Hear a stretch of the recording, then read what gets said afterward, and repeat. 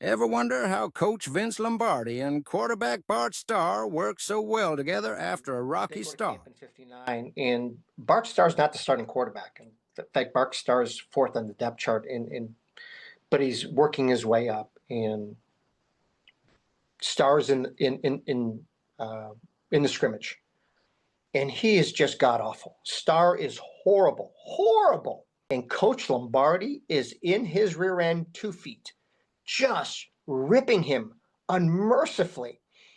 And Starr, you know, calls home to Cherry and says, Coach Lombardi is just ripping me unmercifully.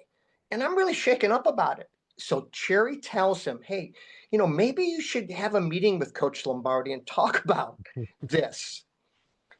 And he gets a meeting with Coach Lombardi. And you can imagine this. You just picture his presence. He's behind this big desk.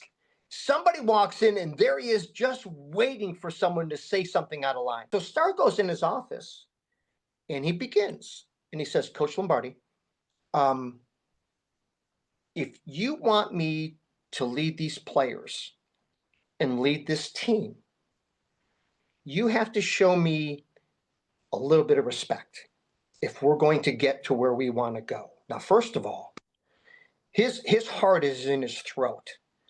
And he tells Coach Lombardi that, yelling and screaming, he says, I've taken all the time. My dad was military. You want to do it behind closed doors? I'll be here. You let me know. You can rip me all you want. But if you rip me in front of the players you want me to lead for us to be successful, that's not going to work.